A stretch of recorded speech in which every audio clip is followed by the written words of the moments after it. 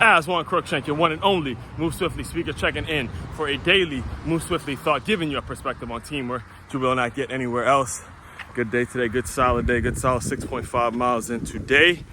Coordinates Friday, November 1st, 2024. And again, regular listeners already know what this time of year means.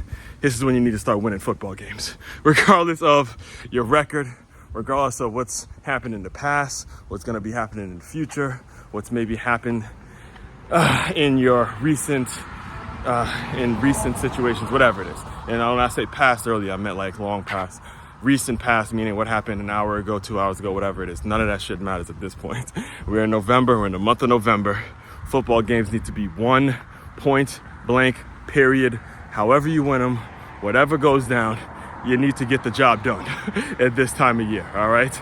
So, got to address, and I'll dive deeper into this, because for those of you who don't know, just know I'm a big college football man, huge Michigan fan, and later on the episode, on today's live stream, we'll be talking about Big Ten's big payday tomorrow, because they got the Ohio State versus Penn State game at 12, both in the Big Ten, and then you got right after that another big-time Big Ten matchup with Oregon taking on my Michigan Wolverines. Huge fan of the Michigan Wolverines. And, as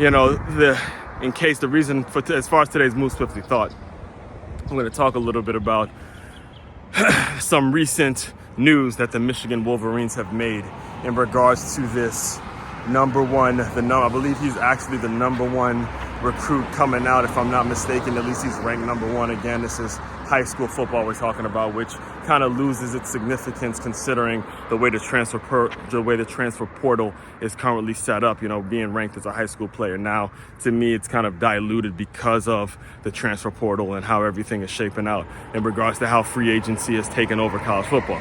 But anyway, this young man's name is Bryce Underwood, and he has already come out and given a hard commit to LSU, and seeing that he is a quarterback, and LSU has names like a Joe Burrow, Jaden Daniels, and developing that quarterback position, it made sense. It made huge sense for him to commit to LSU and stay on his word. And in all honesty, even though I am a Michigan fan, I do believe that it is important, taken away from the fact that I'm a fan of the team.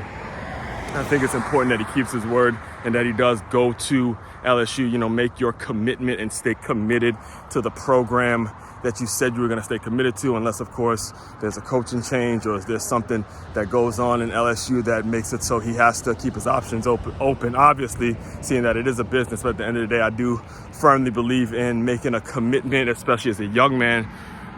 When you make a commitment to someone, it's important that you keep that commitment. I think it teaches a little more in regards to your life after football and stuff like that, right? So anyway, the news has been coming out that apparently, and I didn't realize this until earlier this week, but apparently there's been some conversation between he and Michigan in terms of him flipping LSU and deciding to go to Michigan. And when I first saw it, I'm like, come on, man. Ain't nowhere in the world, because I watch the Michigan games. I'm a real fan. I'm like, ain't nowhere in the world any quarterback is about to choose the Michigan Wolverines based on the way that offense is set up. I believe that they got to start with getting back to establishing a run game. They got to start with really, establishing that offensive line presence that they had a year ago, and then they could build the pass game on top of that, the same way that we won the chip last year, was based on our running game that made J.J. McCarthy so special. But anyway, so it wasn't until I realized that Bryce Underwood is actually from Michigan. He's right there in their backyard, which is what now started to make sense in regards to him potentially flipping LSU and going to Michigan, because the need is so dire at quarterback that he knows he'll be, start day one. It won't be a competition. He's going to be the guy. And on top of that, he's a hometown hero. He's he grew up there. That's the community he was raised in. He probably grew up a huge Michigan fan, or at least a Michigan supporter. He was around, obviously, big Michigan supporters. He saw the team win a national championship last year right there in his hometown, so he felt that energy.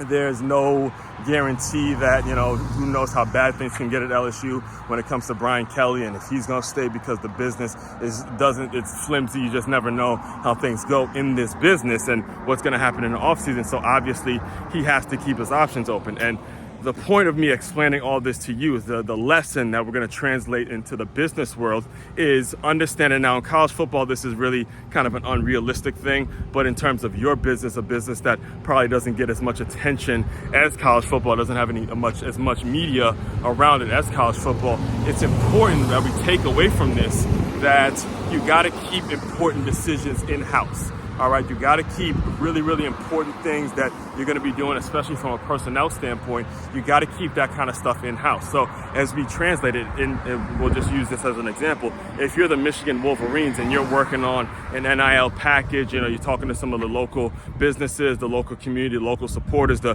huge alumni base that you have, probably the best in college football.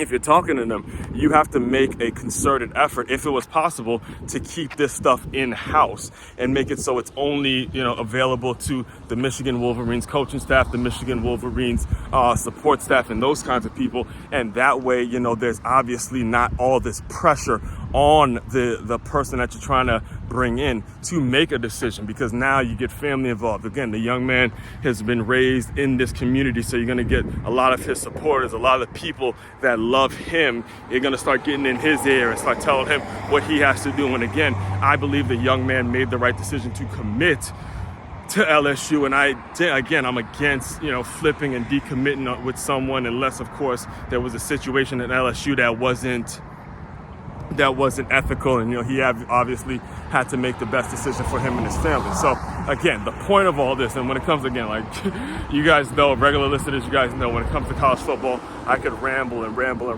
and on. And again, we'll address a lot more of this later on in today's episode of Tackle and Turnover with Teamwork. By the way, it comes out every Monday, Wednesday, and Friday. Eventually, we'll start coming out every day. But the point of it and the takeaway from all this is to make sure, as a business owner, you take important personnel decisions, important decisions in regards to your future. Make sure you're doing your best to keep all that kind of stuff in-house. Keep it in-house, so when you do go up against a competitor, so when you're able to go out and make and perform and try to get a result, most of these things have stayed in-house, and they're able to achieve what it was meant to achieve. All right. All that being said, like I mentioned earlier, tap in with me on the live streams, tackling turnover with teamwork. Main website to check out to dive deeper into all my work, makeyourmove.com. That's makeyourmove.com. One-stop shop for your teamwork and your self-development needs. As one Crookshank, your one and only Move Swiftly speaker checking out. You guys continue to move swiftly. We will talk more soon.